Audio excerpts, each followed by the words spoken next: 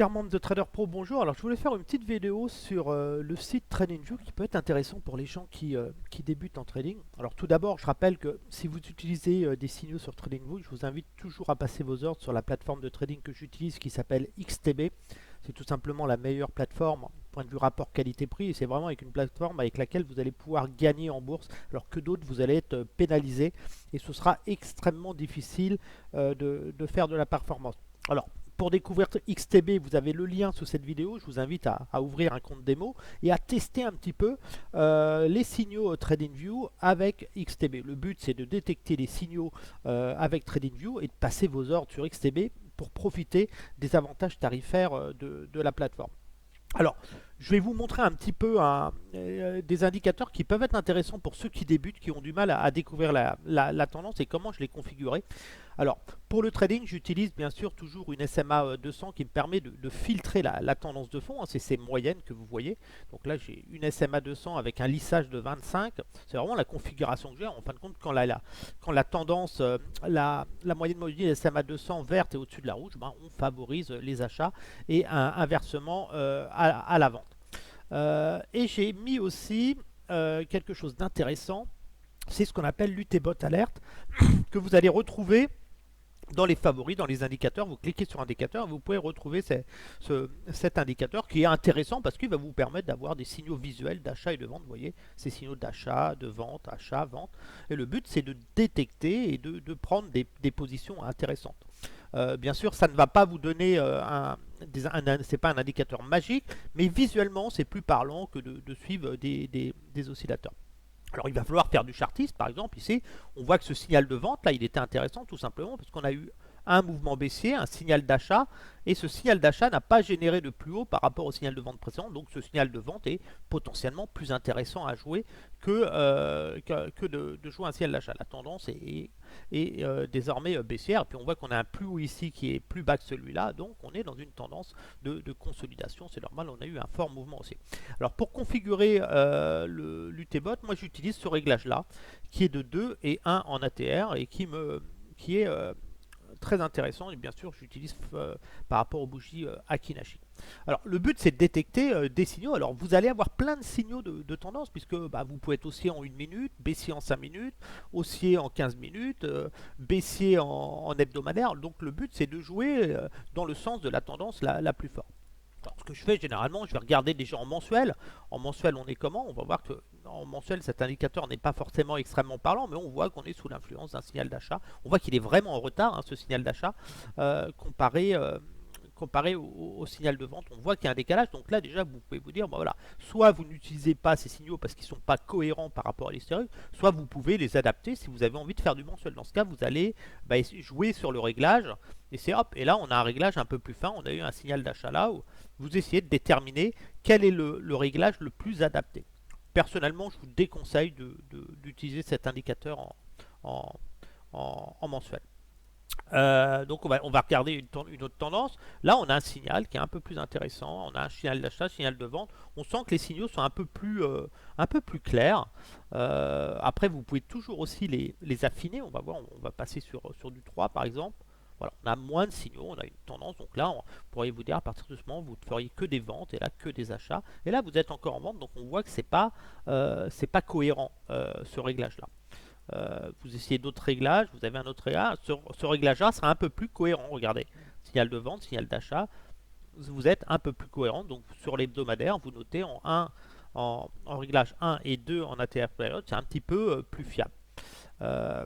Donc voilà, vous devez déterminer la tendance sur laquelle vous voulez investir. Là, on voit en daily, par exemple, on est pas mal sur le réglage que j'utilise en daily.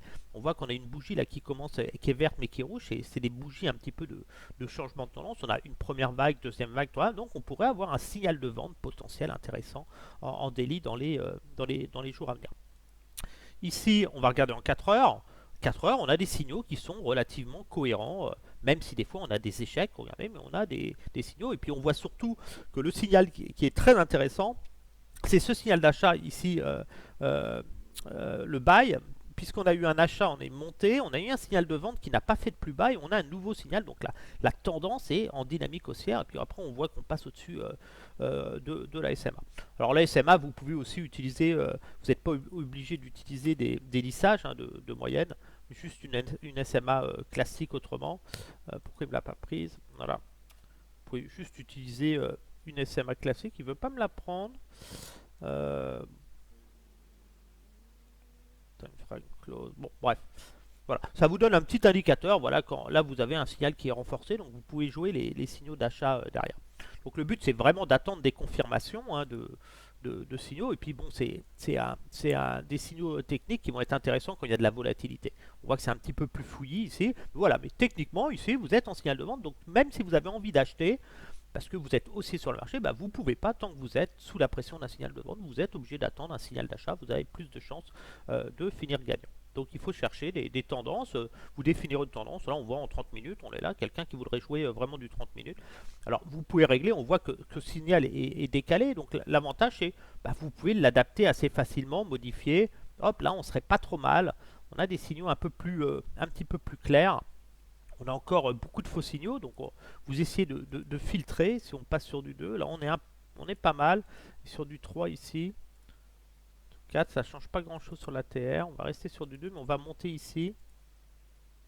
5, 6. Voilà, donc il faut vraiment, alors il faut faire attention, ça va dépendre du marché. En 2-1, on est pas mal ici aussi. On a des signaux qui sont assez cohérents. Moi j'aime bien le 2-1. J'en ai un peu plus, mais après je filtre avec des signaux techniques, avec du chartisme aussi. Là, on serait pas mal quand même. On serait pas mal si je mets le. Si là, vous avez vraiment tous les signaux, là, par contre. Quand vous êtes en 1-1, vous avez vraiment tous les signaux, donc vous avez beaucoup de signaux. Après, ça peut être une stratégie aussi. Hein. Vous pouvez vous dire, vous avez des signaux d'achat ici, vous avez 3 signaux de vente comparé à 2 signaux d'achat, donc celui-là, il est quand même assez puissant pour le jouer. Donc sur un mouvement comme ça, vous allez rentrer peut-être sur la bougie après, vous allez chercher, pas à attendre le prochain signal d'achat. Quand vous positionnez sur un signal de vente, c'est pour jouer d'accélération et vous prenez vos gains. Vous n'attendez pas d'avoir un signal d'achat pour sortir. C'est souvent le piège en trading. On cherche à faire du gain rapide en fin de compte, surtout avec ce type d'indicateur. Là, on a des signaux, une indécision. Quand vous voyez que le fond c'est entouré rouge sur un fond vert, c'est une neutralité en fin de compte. Donc il faut, voilà, vous régler votre système de trading, vous pouvez l'adapter et chercher un petit peu où est-ce que c'est un petit peu plus parlant. Là, on est pas mal sur ce réglage-là. Donc voilà, vous avez énormément de possibilités. Le tout, c'est de l'adapter. Là, on est sur quelque chose d'un peu plus cohérent. On a un beau signal d'achat ici, derrière, on a une montée, alors on a une phase de neutralité. Là, vous avez un signal de vente ici, donc vous avez des possibilités de shorter. Voilà, je voulais vous montrer ça. Alors moi, ce que je fais généralement quand je teste ce système de trading, bah voilà, dès que j'ai un signal de vente, je vais sur ma plateforme de trading XCB et je peux enclencher un verre.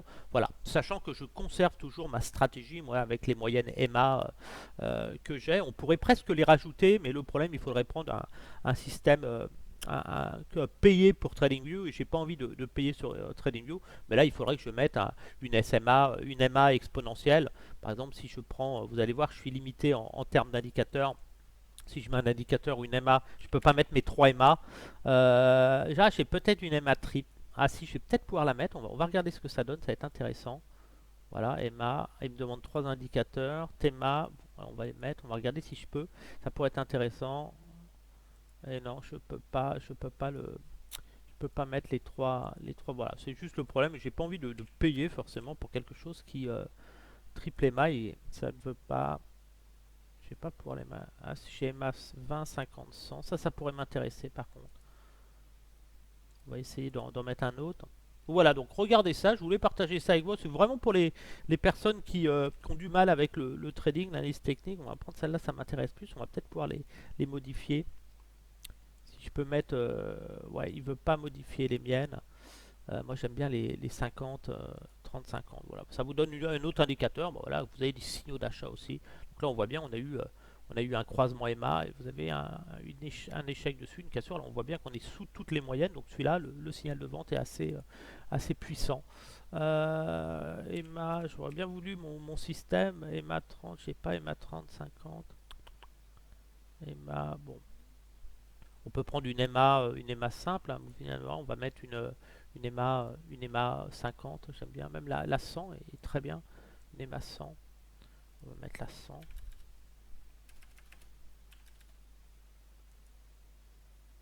Alors, quand vous êtes en dessous, voilà, là, on a eu un pullback derrière, vous avez cassé la MA. Donc là, ça peut être intéressant de travailler ça. De travailler ça, c'est toujours sympa. Ça marche un peu sur tout, hein, vous voyez, sur le gaz naturel par exemple ici. Donc voilà, il faut toujours adapter un petit peu ces réglages par rapport à l'historique. Essayez, si je mets 2.1, essayez de voir ce qu'il y a de plus cohérent. On est cohérent aussi, voilà, vous avez des beaux signaux. Donc ça peut être intéressant de regarder ça pour faire du trading. Au moins vous appliquez une stratégie. Donc là on serait plus, on a des signaux, on a un mouvement baissier, on a des bougies, regardez, rouges mais entourées de vert. Donc là on pourrait avoir un signal d'achat qui peut être intéressant. Si je prends une heure par exemple, en une heure, voilà, on a une tendance baissière dans la M, et puis là on est au-dessus de la MA avec un signal d'achat, les plus hauts sont de plus en plus hauts et les plus bas de plus en plus hauts. Donc là on est sous l'influence d'un signal d'achat, euh, un bail une heure. Donc là ce qui est intéressant c'est de passer sur du 15 minutes et puis d'attendre un nouveau signal qu'on a eu là. Donc là on pourrait potentiellement augmenter. Voilà. C'est un petit indicateur pour ceux qui veulent s'entraîner. Alors vous, le plus simple, c'est de télécharger le compte démo Trader Pro, XTB, je veux dire, et ben d'essayer, de tester cette méthode avec un compte démo. Vous verrez, vous pourrez être assez surpris. Donc là, on voit qu'on est en signal d'achat. Si on passe sur du 4 heures, c'est un rebond technique en direction de la EMA. Donc c'est un pullback, on est sous l'influence d'un signal d'achat, voilà, mais quand on arrivera là, on aura certainement un signal de vente, un pullback. Il faudra vraiment qu'on arrive sur ce niveau-là, qu'on fasse une correction, qu'on ne fasse pas de plus bas pour relancer la dynamique haussière. Voilà, c'était pour vous montrer un petit peu cet indicateur, parce que beaucoup m'ont posé la question comment l'utiliser, et voilà. Sur ce, je vous dis à bientôt.